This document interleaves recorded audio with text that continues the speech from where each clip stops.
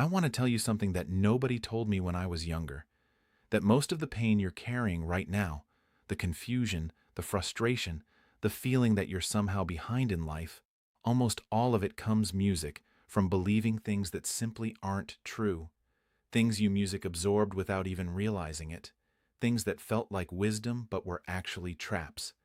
I know music because I lived inside those traps for a long time. And what I'm about to share with you isn't music theory. It isn't something I read in a book and decided to repackage. These are lessons that cost me music years, relationships, opportunities, sleep. Lessons that only made sense after music I'd lost something because I didn't know them.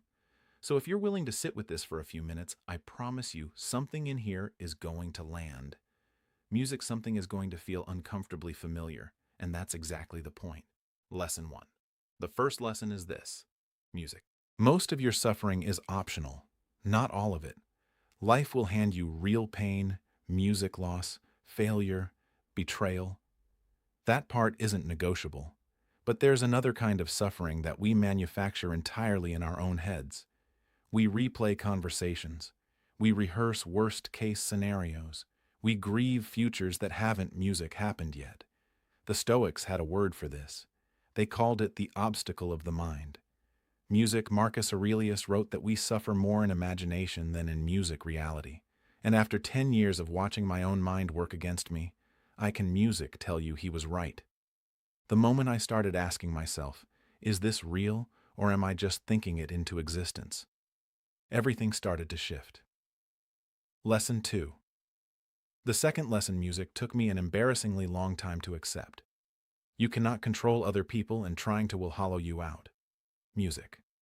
I spent years trying to manage how people saw me, trying to make certain people love me, trying to change people who didn't want music to change. And every single time I ended up exhausted music and resentful with nothing to show for it. The Stoics called this music the dichotomy of control, the line between what is yours and what isn't. Your thoughts, music, your choices, your effort yours, everything else not yours. Simple idea, brutally hard to live by. But once you actually stop reaching for what was never in your hands, music, you get something back that you didn't even realize you'd lost. Peace. Lesson 3. Third lesson is this: discipline music is not punishment. It is the only real freedom you will ever know. Music. This one flipped everything I thought I understood. I used to think discipline was something you forced on yourself when you lacked motivation, but motivation is a mood. It comes and goes. Music. Discipline is a decision, and the people who have built anything real, real health, real skill, real character, they didn't wait to feel music ready. They showed up when it was inconvenient. They did the work when they didn't want to. Epictetus, who was literally born a slave, said, music, that no man is free who is not master of himself. Think about that. Real freedom isn't music doing whatever you want. Real freedom is not being controlled by whatever you feel. Lesson 4. The fourth lesson is this: the version of you that needs everyone's approval will never be satisfied. Approval is a moving target. The music moment you get it from one person, you need it from another. And the moment you lose it, music, you're back at zero. I chased external validation for years, performing people music-pleasing, shrinking myself to fit into spaces where I didn't belong. And what I discovered is that nobody's approval music will ever feel like enough. Because the problem was never about what other people thought. It was about what I thought of myself. The Stoics' music called this living according to nature, meaning living in alignment with music, your actual values, not the expectations of the crowd. When you music stop needing the crowd to confirm you, you stop being a prisoner of it. The fifth lesson, music, and this one is uncomfortable. The hard conversation you keep music avoiding is the thing quietly destroying your life. We are remarkably creative, music, when it comes to postponing truth. We call it patience. We call music it kindness. We call it not the right time. But most of the time, avoidance is just fear wearing a reasonable costume. The music, unsaid thing in the relationship. The boundary you never drew. The job you know isn't right, but music you can't bring yourself to leave. Seneca wrote, and I'm paraphrasing, that music postponing is the greatest waste of life. Every day that you delay the honest moment, music you are choosing the slow discomfort over the sharp, clean pain of just dealing with it.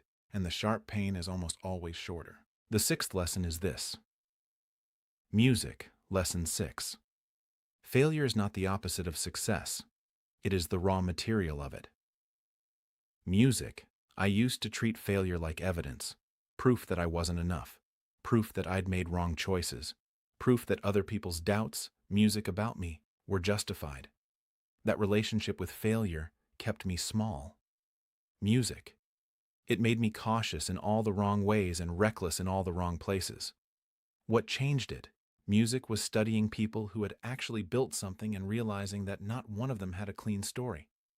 Every single one of them had a chapter they almost didn't survive. The Stoics, music, practiced something called premeditatio malorum, the premeditation of evils, where they would deliberately imagine things going, music, wrong. Not to become pessimistic, but to remove failure's power, music, to shock them. When you stop fearing failure, you stop letting the fear of it make your music decisions. The seventh lesson is this. Who you lesson 7. Spend your music time with is who you are becoming quietly without asking music your permission. This is the one people nod at and then ignore. We like to think we're self-contained, that we can be around negativity and not absorb it, around small thinking and not shrink around people who've given up without it. Music touching our own ambition. But humans are deeply social creatures. Music. We sync, we mirror, we absorb. Marcus Aurelius spent extraordinary energy protecting music, his mind, from the influence of those around him, and he was the emperor. He had more choice than almost anyone. Music alive. You have choice too. The question is whether you're exercising it consciously. Music, or just letting proximity make the decision for you. And the 8th lesson, music. Lesson 8, may be the most important one, is this. The present moment is the music only place your life is actually happening. Not in the plan, not in the regret, not in the highlight reel you're curating for other people. Right here, right now. And I know that sounds like something you'd see on a motivational poster, which music is exactly why most people dismiss it without ever really feeling it. But the Stoics were obsessed with this. Marcus Aurelius wrote about it constantly. Music. This idea that we are given the present moment and we spend it anywhere but in it. We are always somewhere else in our heads, always managing some imagined future or music replaying some finished past. And life, real life, is happening in the meantime. So here's what I want to leave music you with. These 8 lessons aren't a checklist. You won't read them once and wake up transformed music tomorrow. That's not how any of this works. What they are is a direction, a way of looking at your own life and asking, where am I suffering unnecessarily? Where am I reaching for what was never mine to control? Where am I letting fear disguise itself as patience? The Stoics didn't, music, promise happiness. They promised something better, the kind of inner steadiness that doesn't depend on circumstances. Music, the kind of person who can face whatever comes without being destroyed by it. Music, that's the work, and it starts exactly where you are.